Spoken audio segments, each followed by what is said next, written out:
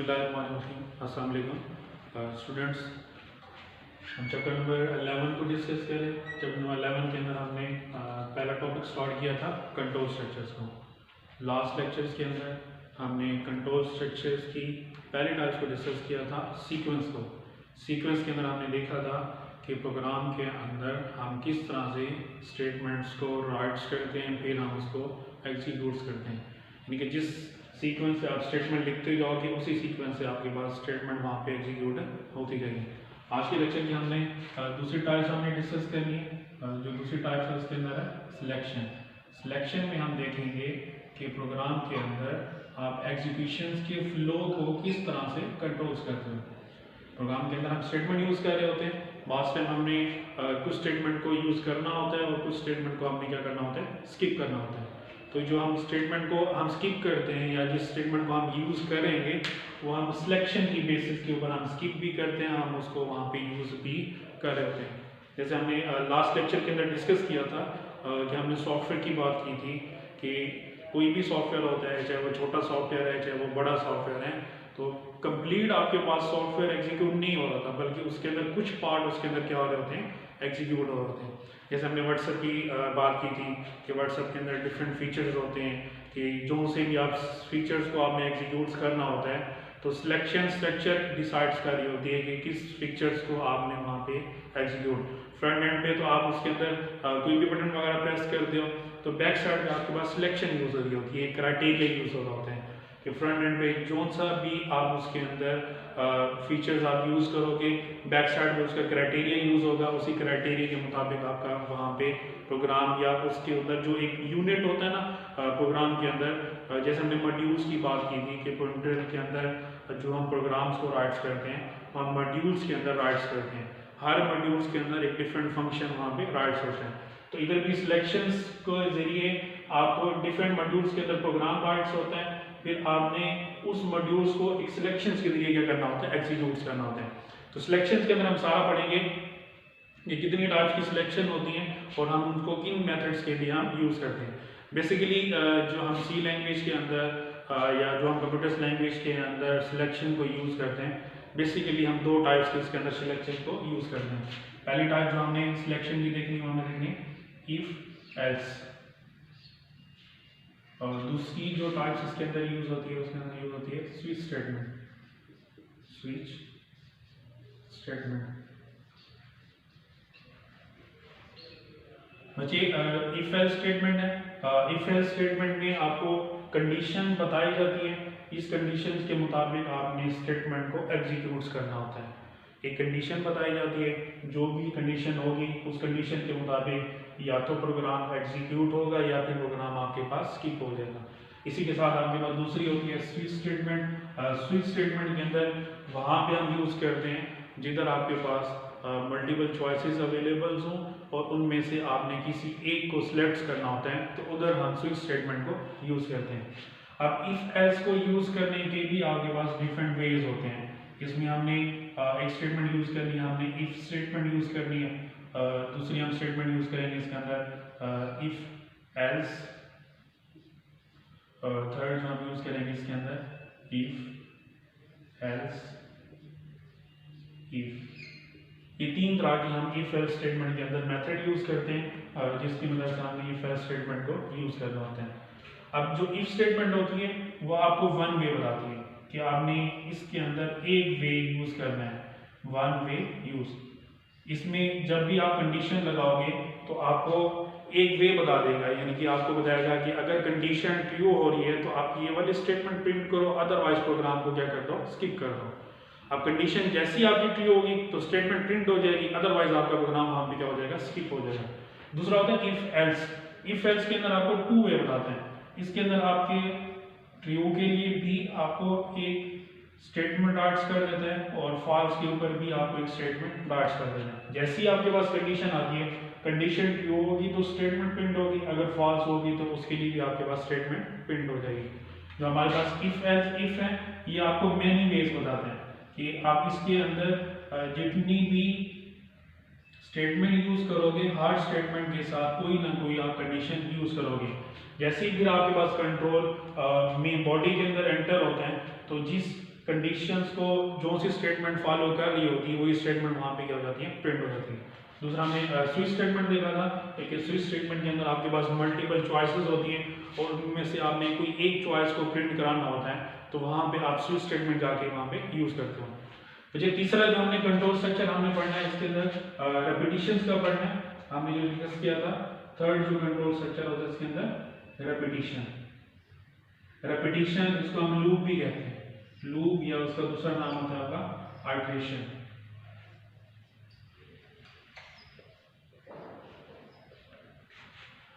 वैसे प्रोग्राम्स के अंदर बाज़ टाइम ऐसी भी स्टेटमेंट्स आ जाती हैं जिसको हमने मल्टीपल टाइम्स के ऊपर रिपीट्स करना होता है, तो हमारे पास लाजमी नहीं होता कि एक स्टेटमेंट को हम बार बार उसके अंदर राइट्स करते रहें। अगर हम ये काम करेंगे तो स्टेटमेंट्स को लिखने के लिए काफ़ी सारा टाइम रिक्वायर्ड होता है। तो उसके अंदर हमारे पास एक कंट्रोल स्ट्रक्चर यूज़ होता है जिसको हम लूप कहते हैं। लूप में ये होता है कि अगर आपने एक स्टेटमेंट को बार बार रिपीट्स कराना होता है तो आप उसके अंदर लूप स्ट्रक्चर यूज़ करके स्टेटमेंट्स को बार बार वहाँ पे रिपीट कर सकते हैं। फॉर एग्जांपल, अगर आपने एक वर्ड है, जैसे हमारे पास वेलकम है या हेलो है या आपका नेम है, उसको आपने 50 टाइम्स के ऊपर स्क्रीन के ऊपर प्रिंट करना है या 100 टाइम्स के ऊपर स्क्रीन के ऊपर प्रिंट करना है, तो आप 50 टाइम्स या 100 टाइम्स के लिए उसके ऊपर राइट नहीं करोगे, हर स्टेटमेंट को सेपरेट बेसिस के ऊपर राइट नहीं करोगे, बल्कि उसके अंदर आप कंट्रोल स्ट्रक्चर यूज़ करोगे लूप का। आप स्टेटमेंट एक दफ़ा राइट्स करोगे, फिर उसके अंदर कंट्रोल स्ट्रक्चर यूज़ करके उसको बार बार वहाँ पे रिपीट्स करते रहोगे। तो ये थे हमारे पास 3 तरह के कंट्रोल स्ट्रक्चर। एक पहले जो हमने पिछले लेक्चर के अंदर डिटेल से पढ़ा था सीक्वेंस का, कि उसके अंदर आपके पास जितनी भी स्टेटमेंट होती हैं आपकी सीक्वेंस से वहाँ पे प्रिंट होती हैं। दूसरा आज हमने देखा है सिलेक्शन। सिलेक्शन में ये होता है कि आपके पास कोई भी स्टेटमेंट प्रिंट होती है वो आपकी सिलेक्शन क्राइटेरिया की बेसिस के ऊपर प्रिंट होती है। आप एक क्राइटेरिया लगा देते हो, जो सा आप क्राइटेरिया लगाओगे उसी क्राइटेरिया के मुताबिक आपकी स्टेटमेंट वहाँ पे प्रिंट होगी। इसके अंदर हमने सिलेक्शन के अंदर हमने दो स्टेटमेंट देखी है। बच्चे ये एमसीक्यूज आता रहता है कि बोर्ड के अंदर आ जाता है एमसीक्यूज के कितने टाइप्स की हम सिलेक्शन स्ट्रक्चर्स को यूज़ करते हैं। तो बेसिकली आपके पास दो तरह की सिलेक्शन स्ट्रक्चर होती हैं, एक इफ एल्स होती है, दूसरा हमारे पास स्विच स्टेटमेंट होती है। इफ एल्स में आपको बताया कि इफ एल्स के अंदर हम क्राइटेरिया चूज करते हैं, हम कंडीशन लगाते हैं कि कंडीशंस अगर ये है तो ये वाली स्टेटमेंट प्रिंट करे, कंडीशन अगर ये है तो दूसरी वाली स्टेटमेंट वहाँ पे क्या कर देगी, प्रिंट कर देगी। अब इफ एल्स को भी हमने यूज करने के 3 मेथड पढ़े। पहले हमने पढ़ा है इफ स्टेटमेंट, दूसरा हमने देखा है इफ एल्स स्टेटमेंट होती है, और तीसरी होती है हमारे पास if else if statement. If statement हमने देखा है कि आपको एक वे बताता है, वन वे बताता है कि आपके पास या तो ट्रू स्टेटमेंट होगी या फिर आपके पास फॉल्स स्टेटमेंट होगी। अगर ट्रू स्टेटमेंट है तो आपके पास कंडीशन है, अगर आपने उसके ऊपर एक स्टेटमेंट लगाई हुई है ट्रू के ऊपर, कंडीशन अगर ट्रू हो रही है तो स्टेटमेंट प्रिंट है, अदरवाइज प्रोग्राम आपका स्किप है। इसके अलावा जो इफ एल्स है इसके अंदर 2 वे बताया गया कि 2 वे में ये होता है कि आपके पास एक ट्रू के अंदर भी स्टेटमेंट यूज होती है और दूसरी आपके फॉल्स के ऊपर भी स्टेटमेंट यूज होती है। अगर आपके पास कंडीशन ट्रू होती है तो ट्रू वाली स्टेटमेंट, अगर आपके पास कंडीशन फॉल्स होती है तो फॉल्स वाली स्टेटमेंट वहाँ पे क्या होती है, प्रिंट हो जाती है। इसी तरह से हमने इफ एल्स देखा है, इसके अंदर हम मैनी वे यूज करते हैं कि डिफरेंट हम इसके अंदर स्टेटमेंट यूज करेंगे, हर स्टेटमेंट के साथ हम कंडीशन यूज करेंगे, जो सी स्टेटमेंट जिस कंडीशन को फॉलो कर रही है वही स्टेटमेंट वहाँ पे प्रिंट हो रही है। इसी के साथ हमने स्विच स्टेटमेंट देखा है। स्विच स्टेटमेंट में हमारे पास मल्टीपल चॉइसेस होती हैं, जिस चॉइस को जिसको हमने सिलेक्ट करना होता है हमने स्विच स्टेटमेंट की बेसिस के ऊपर हम उसको सिलेक्ट कर लेते हैं। थर्ड कंट्रोल स्ट्रक्चर हमने लूप देखा है, आइटरेशन, उसको हम आइटरेशंस भी कहते हैं कि अगर आपको प्रोग्राम के अंदर एक स्टेटमेंट को रिपीट करना होता है तो आप उसके अंदर लूप लगा के उसी स्टेटमेंट को बार बार रिपीट्स करते रहते हैं, हमें उसको दोबारा यूज करने की जरूरत है, बार बार लिखने की जरूरत नहीं पड़ी। आप स्टेटमेंट एक दफा लिखोगे तो आप लूप की मदद से आपने जितनी टाइम ली आपने उसको रिपीट्स करना है तो आप वहाँ पे रिपीट करते रहोगे।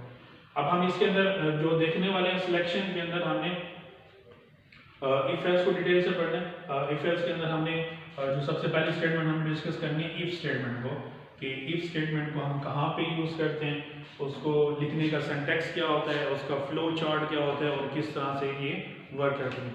ये दो आपके पास जो टॉपिक हैं, इफ एल्स की आपके पास एक कंप्लीट लेक्चर बनता है और इफ एल्स आपके पास भी एक कंप्लीट लेक्चर बनता है। अभी जो हम डिस्कस करने वाले हैं इफ स्टेटमेंट को डिस्कस करते हैं कि इफ स्टेटमेंट को क्या होती है, हम उसको किस तरह से यूज़ करते हैं और उसकी जो वर्किंग होती है उसकी एग्जांपल के साथ देखते हैं, आपको मजीद उसके अंदर क्लियर हो जाएगा। सबसे पहले हम डिस्कस करते हैं उसके अंदर इफ स्टेटमेंट की इफ स्टेटमेंट क्या होती है।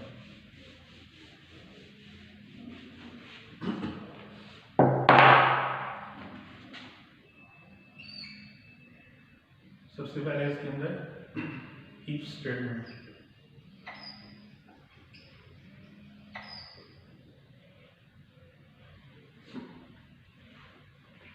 बच्चे आपको याद होगा चैप्टर नंबर 9 के अंदर हमने कीवर्ड्स पढ़े थे। कीवर्ड्स के अंदर एलिमेंट्स ऑफ सी के अंदर हमने कीवर्ड्स पढ़े थे कि सी के अंदर कुछ कीवर्ड्स होते हैं, स्पेशल वर्ड्स होते हैं जिनके जो मीनिंग्स होते हैं ऑलरेडी डेवलपर ऑफ लैंग्वेज ने स्टोर किए होते हैं। इसी तरह से जो इफ़ है आपके पास, ये कीवर्ड्स कहलाता है कि इफ़ का वैसे मतलब क्या होता है कि इसको हम क्या कहते हैं, इफ़ अगर मीनिंग होता है वर्डिंग जो हम देखते हैं उसके अंदर हम उसको अगर भी कह सकते हैं। इस तरह से सी के अंदर उसका एक ऑलरेडी तौर पे मीनिंग स्टोर है जो कि उसी पर्पस के लिए क्या हो रहा है वहाँ पे यूज़ हो रहा है। तो यहाँ पे इफ को हम कीवर्ड्स के तौर पे भी यूज़ कर सकते हैं। तो यहाँ पे आप इफ स्टेटमेंट देख रहे हैं कि इफ स्टेटमेंट होती क्या है उसके अंदर। इफ आपके पास स्टेटमेंट होती है जिसको हम सिंपल भी इफ स्टेटमेंट कहते हैं, इसको हम सिंपल इफ स्टेटमेंट भी कहते हैं इसके अंदर। इसमें ये होता है कि आपको वन वे बताते हैं कि आपको एक ट्रू के ऊपर स्टेटमेंट बता देगा। अगर कंडीशन अगर ट्रू होगी तो स्टेटमेंट प्रिंट होगी, अदरवाइज प्रोग्राम आपका क्या हो जाएगा यहाँ पे स्किप हो जाएगा। बिल्कुल इसी तरह से जैसे मैं आपको एग्जांपल देता हूँ, कोई मैं आपको क्लास के अंदर भी प्रोग्राम लिखने के लिए देता हूँ, आपको असाइनमेंट दे देता हूँ। आपको ये असाइनमेंट देता हूँ कि आपको असाइनमेंट कहता हूँ कि आपने घर जाके गूगल्स के ऊपर जाके आपने प्रोग्राम को राइट्स करके आना है। अगर गूगल्स के ऊपर अवेलेबल है तो आप प्रोग्राम राइट्स करके आ जाओ। अगर गूगल्स के ऊपर अवेलेबल नहीं है तो मैं आपको सेकंड ऑप्शन नहीं बताता कि सेकंड ऑप्शन क्या है, कि आपने अगर नहीं गूगल्स के ऊपर नहीं मिलता तो आपने उसको क्या करके आना है। तो तब भी आपने वापस आना है अगर प्रोग्राम मिल जाते हैं, अगर प्रोग्राम नहीं मिलता तो तब भी आपने वापस आ जाना है। तो इसके अंदर भी हम कंडीशन यूज करेंगे। कंडीशन अगर ट्रू होगी तो स्टेटमेंट प्रिंट होगी, प्रोग्राम स्किप कर देगा। अगर कंडीशन फॉल्स होती है तो डायरेक्ट बेसिस पे ऊपर आपका प्रोग्राम क्या हो जाता है, यहाँ पे स्किप हो जाता है। तो सबसे पहले हम इसका देखते हैं फ्लो चार्ट देखते हैं कि फ्लो चार्ट क्या होता है और किस तरह से ये वर्क करता है। फ्लो चार्ट अच्छा हमने कंट्रोल स्ट्रक्चर के अंदर पढ़ा था कि एक हमारे पास स्टार्टिंग पॉइंट होता है और दूसरा हमारे पास एंडिंग पॉइंट होता है। स्टार्टिंग पॉइंट वो होता है जहाँ से हमने प्रोग्राम को स्टार्ट करना होता है, और एंडिंग पॉइंट वो होते हैं जहाँ पे प्रोग्राम हमारा क्या होता है, एंड होता है। तो फ्लो चार्ट्स के अंदर हम एक स्टार्टिंग पॉइंट लेते हैं, ये हमारे पास एक स्टार्टिंग पॉइंट आ गई, प्रोग्राम्स को यहाँ पे स्टार्ट कर दिया। फिर हमने इफ स्टेटमेंट के अंदर देखा है कि हमने एक कंडीशन यूज करनी है। कंडीशन अगर ट्रू है तो स्टेटमेंट प्रिंट करेगा, अगर कंडीशन फॉल्स है तो प्रोग्राम को डायरेक्ट बेसिस पे वो स्किप कर देगा। यहाँ पे हम कंडीशन यूज करेंगे, ये हमारे पास कंडीशन आ गई। कंडीशन को जो हम राइट्स करेंगे वो हम डायमंड साइंस के अंदर राइट्स करते हैं। हमने पढ़ा था कि जो कंडीशन होती है वो डायमंड साइंस के अंदर राइट्स होती है। अभी हमने पढ़ा है कि अगर कंडीशन ट्रू होती है तो हमने यहाँ पे एक स्टेटमेंट लगाई होती है, तो ये स्टेटमेंट क्या हो जाएगी, प्रिंट हो जाएगी। ये स्टेटमेंट प्रिंट हो जाएगी तो प्रोग्राम आपका स्टेटमेंट प्रिंट करके स्किप कर देगा यहाँ पे एंड। कंट्रोल स्ट्रक्चर के अंदर हमने पढ़ा था कि एक स्टार्टिंग पॉइंट और दूसरा एंडिंग पॉइंट, कि जैसे ही आपके पास स्टेटमेंट प्रिंट होगी तो प्रोग्राम आपका यहाँ पे क्या हो जाएगा, एंड हो जाएगा। अगर हमारे पास कंडीशन फॉल्स होती है तो प्रोग्राम आपका डायरेक्ट बेसिस के ऊपर क्या हो जाता है, एंड हो जाता है। तो ये था इसके अंदर फ्लो चार्ट इफ स्टेटमेंट का। बिल्कुल सिंपल है कि इसके अंदर हम एक स्टेटमेंट लगा रहे होते हैं, कंडीशन लगा रहे होते हैं। कंडीशंस को हम अगर ट्रू होती है कंडीशन चेक करते हैं, कंडीशन अगर ट्रू होती है तो स्टेटमेंट प्रिंट होती है, प्रोग्राम एंड हो जाता है। इसी तरह से अगर स्टार्टिंग के ऊपर कंडीशन फेल हो जाती है तो डायरेक्ट बेसिस पे आपका प्रोग्राम क्या होता है, वहाँ पे एंड हो जाता है। इसी के साथ हम इसका सिंटैक्स देख लेते हैं कि जब हम इफ सिंटैक्स लिखते हैं, स्टेटमेंट लिखते हैं, तो उसको लिखने का आपके पास एक मेथड होता है जिसको हम सिंटैक्स कहते हैं। सिंटैक्स की मदद से हमने इफ स्टेटमेंट्स को राइट करना होता है। अभी हमने देखा है कि जो इफ का हम यूज करते हैं उसके अंदर कीवर्ड यूज करते हैं। कीवर्ड्स के अंदर हम यूज करते हैं कंडीशन, कंडीशन के बाद हम यूज करते हैं उसकी बॉडी, कि इस कंडीशन की हमने बॉडी नीचे क्या करनी है, राइट्स करनी है। ये हमारे पास स्टेटमेंट है। फर्स्ट स्टेटमेंट यहाँ पे राइट्स करना है। बच्चे हमने पहले भी डिस्कस किया था कि जब आपके पास सिंगल स्टेटमेंट होती है तो सिंगल स्टेटमेंट के साथ आप ओपनिंग कर्ली ब्रेसेस लगाओ या फिर आप ना लगाओ तो आपकी मर्जी होती है, प्रोग्राम आपका एग्जीक्यूट हो जाता है। अगर कर्ली ब्रेसेस लगाओगे तो तब भी कंपाइलर उसको कंपाइल कर देगा, अगर कर्ली ब्रेसेस नहीं लगाओगे तो तब भी आपका जो कंपाइलर होता है प्रोग्राम को एग्जीक्यूट से कर लेता है। तो यहाँ पे हमने ये जो हमने सिंटैक्स देखा है सिंगल स्टेटमेंट, जब भी आपने सिंगल स्टेटमेंट यूज करनी है तो आपने ये वाला सिंटैक्स के अंदर यूज करना है। इसी तरह से अगर हमने मल्टीपल स्टेटमेंट यूज करनी होती है तो उसके लिए हम एक सेपरेट सिंटैक्स राइट करते हैं। यहाँ पे उसका भी मेथड ये होता है इसके अंदर, इसके अंदर हम कंडीशन लगाते हैं, कंडीशन के बाद हम बॉडी स्टार्ट करते हैं, ये हमारी बॉडी स्टार्ट होगी और जितनी भी स्टेटमेंट आपने यूज करनी है सारी सीक्वेंस के अंदर यहाँ पे राइट कर देनी है। स्टेटमेंट हमारे पास ये 1 आ गई, स्टेटमेंट 2, इसी तरह से स्टेटमेंट 3 और सो ऑन, जितनी भी स्टेटमेंट यूज करोगे आप सीक्वेंस के अंदर वहां पे राइट्स करते रहोगे। इसी तरह से जहां पे आपकी लास्ट स्टेटमेंट होगी आपने बॉडी को एंड कर देना है, कर्ली ब्रेसेस से आपने एंड कर देना है। तो यहाँ पे एक दो चीज देखी हमने कि जिधर हमने सिंगल स्टेटमेंट यूज करनी है उधर कर्ली ब्रेसेस का लगाना या ना लगाना आपके पास ऑप्शनल होते हैं। लगा दोगे तो तब भी ठीक हो जाएगा, अगर नहीं लगाओगे तो तब भी आपका प्रोग्राम कंपाइल हो जाएगा। और दूसरी चीज देखिए हमने मल्टीपल स्टेटमेंट यूज करनी है। मल्टीपल स्टेटमेंट हम वहां पे यूज करते हैं जिधर हम कर्ली ब्रेसेस हम वहां पे यूज करते हैं जहां पे हमने मल्टीपल स्टेटमेंट्स को क्या करना होता है, यूज करना होता है, ताकि हमें पता लगा होता है कि यहाँ से स्टेटमेंट स्टार्ट हो रही है और यहाँ पे हमारी स्टेटमेंट क्या हो रही है, एंड हो रही है। इसको हम कंपाउंड स्टेटमेंट भी कहते हैं। आपके पास शॉर्ट क्वेश्चन आता रहता है डिफाइन कंपाउंड स्टेटमेंट, बट ये भी आ सकते हैं कि कंपाउंड स्टेटमेंट क्या होती है। आपने लिखना क्या है कि प्रोग्राम्स के अंदर जब हम मल्टीपल स्टेटमेंट यूज करते हैं तो इन मल्टीपल स्टेटमेंट्स को हम क्या कहते हैं, कंपाउंड स्टेटमेंट्स कहते हैं। चलिए बच्चे हमारे पास हमने दो चीज देखी, एक इसका फ्लो चार्ट देखा है और दूसरा हमने इसका देखा है सिंटैक्स। सिंटैक्स को लिखने के हमने दो मेथड देखे कि अगर सिंगल स्टेटमेंट हमने राइट्स करनी होती है तो इसके लिए हम ये सिंटैक्स यूज करते हैं, अगर हमें मल्टीपल कंपाउंड स्टेटमेंट राइट करनी होती है तो इसके अंदर हम ये वाला सिंटैक्स इसके अंदर यूज करते हैं। अब हम इसकी एग्जांपल देख लेते हैं। जब आपको एग्जांपल हम देखते हैं तो एग्जांपल के साथ आपको मजीद भी क्या हो जाएगा, इसके साथ क्लियर हो जाएगा। यहाँ पे हम देखते हैं एग्जांपल इसकी। एग्जांपल्स के अंदर सबसे पहले आप प्रोग्राम की स्टेटमेंट को समझना पड़ता है कि प्रोग्राम की स्टेटमेंट में क्या कह रहा है, उसके अंदर कंडीशन क्या यूज हो रही है और कंडीशन के साथ कौन सी स्टेटमेंट उसके अंदर प्रिंट करनी है। इसके अंदर हम एक छोटा सा बिल्कुल सिंपल सा प्रोग्राम करते हैं। प्रोग्राम की जो स्टेटमेंट आपको ये कहती है कि आपने एक मैसेज प्रिंट करना है। मैसेज क्या प्रिंट करना है कि अगर स्टूडेंट्स के मार्क्स ग्रेटर देन 40 हैं तो मैसेज प्रिंट कर देगा पास का, अदरवाइज प्रोग्राम को यहाँ पे क्या कर देगा, स्किप कर देगा। अब इसके अंदर कंडीशन यूज हो रही है। कंडीशन क्या यूज हो रही है कि marks greater than equal to 40, तो ये आपके पास कंडीशन है। कंडीशन जैसी कंट्रोल आएगा कंडीशन के ऊपर जो यूजर ने मार्क्स एंटर किए होंगे, अगर कंडीशन ट्रू होगी तो मैसेज प्रिंट कर देगा पास का और प्रोग्राम स्किप कर देगा, अदरवाइज आपके पास डायरेक्ट बेसिस के प्रोग्राम को स्किप कर देगा। यहाँ पे देखते हैं फ्लो चार्ट्स के अंदर कंडीशन यहाँ पे मैंने लगाई है, एक कंडीशन लगाई है कि marks greater than equal to 40, तो यहाँ पे मैसेज में प्रिंट करना है ये स्टेटमेंट के अंदर पास का मैसेज और प्रोग्राम स्किप। अदरवाइज मैंने फॉल्स के लिए नहीं बताया कि फॉल्स के लिए अगर फॉल्स हो जाती है कंडीशन तो तब मैंने कौन सी स्टेटमेंट प्रिंट करनी है। जस्ट मैंने यहाँ पे पास के लिए स्टेटमेंट बताई है कि अगर कंडीशन ट्रू होती है तो आपके पास जो स्टेटमेंट प्रिंट होगी पास प्रिंट होगी और प्रोग्राम एंड हो जाएगा। अदरवाइज अगर आपके पास कंडीशन फॉल्स होती है तो डायरेक्ट बेसिस पे प्रोग्राम आपका क्या हो जाएगा, एंड हो जाएगा।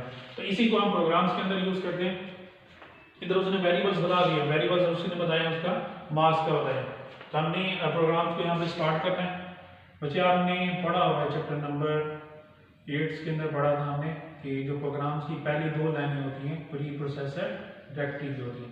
प्री प्रोसेसर जो डायरेक्टिव होती है एक्चुअली कंपाइलर्स को मैसेज आ रहा होता है कि कंप्यूटर्स के प्रोग्राम्स के अंदर ये वाली एक्टिविटी हमने परफॉर्म करनी है। हम हैश इंक्लूड यूज करते हैं, उसके साथ हम दूसरी डायरेक्टिव यूज करते हैं hash include conio dot H. इसी तरह से हम मेन फंक्शन यूज करते हैं, मेन फंक्शन से हमारा प्रोग्राम स्टार्ट होता है। ये हमारे पास मेन फंक्शन आ गया और ये मेन फंक्शन की बॉडी स्टार्ट होती है। एक होती है ना इसके अंदर सिंटैक्स की बॉडी होती है, दूसरी हमारी होती है मेन फंक्शन की। यहाँ से मेन फंक्शन की बॉडी क्या होती है, स्टार्ट होती है। अब इसके अंदर हमने पढ़ा था कि जब भी हम प्रोग्राम्स के अंदर कोई वेरिएबल यूज करते हैं तो सबसे पहले हम उसको डिक्लेयर करते हैं। तो यहाँ हमने वेरिएबल्स कौन से यूज किया हुआ है, मार्क्स का यूज किया हुआ है। तो कर्ली ब्रेसेस के बाद हम वेरिएबल्स को स्टार्ट कर देते हैं। Integers marks. इंटीजर हमने डाटा टाइप्स दिए। डाटा टाइप्स हमने पढ़ा था कि डिफरेंट टाइप्स की डाटा टाइप्स होती हैं। जो वैल्यू हमने प्रोग्राम्स के अंदर एंटर करनी होती है, जिस टाइप्स की वैल्यू एंटर करनी होती है उसी के डाटा टाइप्स वहाँ पे क्या कर देते हैं, डिक्लेयर्स। तो हमने यहाँ पे इंटीजर्स को डिक्लेयर्स किए, तो उसके साथ साथ हमने वेरिएबल्स किसको डिक्लेयर किए, मार्क्स का वेरिएबल डिक्लेयर्स कर दिया हमें। अब नेक्स्ट जो काम स्टार्ट हो रहा है कि हमने यूजर्स को मैसेज देना होता है। अब ये जो वैल्यू लेनी है हमने यूजर से लेनी है। हमने चैप्टर नंबर 10 के अंदर स्कैन ऑफ फंक्शन पढ़ा था कि जो भी हम कोई भी यूजर से वैल्यू लेते हैं तो हम स्कैन ऑफ फंक्शन यूज करते हैं। तो स्कैन ऑफ फंक्शन यूज करने से पहले हम उसके अंदर यूजर्स को पहले मैसेज देते हैं। मैसेज देने के बाद हम उसको एक फॉर्मेट बताते हैं, जो सा फॉर्मेट हम उसको देंगे उसी के मुताबिक वो वैल्यू वहाँ पे एंटर कर देगा। तो यहाँ पे हम सबसे पहले हम यूजर्स को मैसेज भेजने वाले हैं। मैसेज हम भेजते हैं, प्रिंट एफ फंक्शन देते हैं। प्रिंट एफ के बाद हम मैसेज भेजेंगे। मैसेज क्या भेजेंगे, जो आपकी मर्जी होगी जो भेज सकते हैं उसके अंदर, एंटर यूर मार्क्स। क्या हमने यूजर्स को मैसेज भेज दिया कि वो अपने मार्क्स यहाँ पे क्या करें, एंटर्स करेंगे। ये वाला जो मैसेज होगा सीधा का सीधा आपका स्क्रीन के ऊपर डिस्प्ले हो जाएगा। दूसरा, हमें स्कैन ऑफ के जरिए उसको फॉर्मेट देना है। जब भी हम यूजर से वैल्यू ले रहे होते हैं तो यूजर से वैल्यू लेने के लिए हम स्कैन ऑफ फंक्शन को यूज करते हैं। तो स्कैन ऑफ फंक्शन के अंदर एक्चुअली हम उसको फॉर्मेट बता रहे होते हैं कि इस तरह का डाटा उसने एंटर करना है। जैसे यहाँ हमने ऊपर हमने इंटीजर डाटा टाइप एंटर की थी ना, कि ये हमने वेरिएबल्स की वैल्यू बताई कि ये वाला डाटा उसने एंटर करना है। नीचे हमने उसको फॉर्मेट देना कि कौन सा डाटा उसने, इंटीजर का जो फॉर्मेट होता है %d होता है। यहाँ हमने डबल कोट से क्लोज करना है। जब भी हम कोई आर्गुमेंट लिखते हैं तो ये हमारे पास मार्क्स आ गया, ये आपके पास वेरिएबल्स की आर्गुमेंट लिस्ट आ गई। यहाँ पे मार्क्स हमने पढ़ा था कि जो स्कैन ऑफ फंक्शंस के अंदर जब भी हम वेरिएबल्स लिखते हैं तो हम एम्परसैंड के साथ लिखेंगे। एम्परसैंड बेसिकली आपको वेरिएबल्स का एड्रेस बता रहा होता है कि जो आप वेरिएबल्स की वैल्यू इनपुट्स करोगे वो आपकी मेमोरी के अंदर जो वेरिएबल्स पड़ा होता है वहाँ पे जाके क्या हो जाएगा, स्टोर हो जाएगा। तो यहाँ पे एम्परसैंड के साथ हमने मार्क्स लिख दिया। बच्चे इस चीज़ का ख्याल करना आपने कि ऊपर जो आपने वेरिएबल्स डिक्लेयर किया होता है उसी की जो स्पेलिंग्स वगैरह होते हैं वही नीचे आपने वहीं पे क्या करना होता है, आर्गुमेंट लिस्ट के अंदर वही क्या करना होता है, राइट्स करना होता है। मैं आपको पहले भी बताता आ रहा हूँ कि चैप्टर नंबर 10 के अंदर हमने प्रोग्राम्स किए थे, 9 के अंदर किए थे कि अगर आप वेरिएबल्स को चेंज करते हो तो आपको ये सिंटैक्स एरर क्या कर देगा, जनरेट। इधर कुछ और आप उसके अंदर स्पेलिंग यूज कर रहे होते हो, इधर कुछ और स्पेलिंग यूज कर रहे होते हो, तो तब आपको ये सिंटैक्स एरर वहाँ पे जनरेट कर देते हैं। चलिए हम यहाँ पे हमने यूजर्स को मैसेज भेज दिया कि एंटर योर मार्क्स। नीचे हमने स्कैन ऑफ फंक्शन के जरिए फॉर्मेट से हमने यूजर से वैल्यू हमने रिसीव करनी। अब अगला काम है हमारे पास सिंटैक्स का, कि हमने ये वाला सिंटैक्स यूज करना है। सिंटैक्स किसका यूज करना है, हमने इफ कंडीशन का। इफ कंडीशन का जो सिंटैक्स होता है स्टार्ट कहाँ से होता है आपका, इफ से स्टार्ट होता है।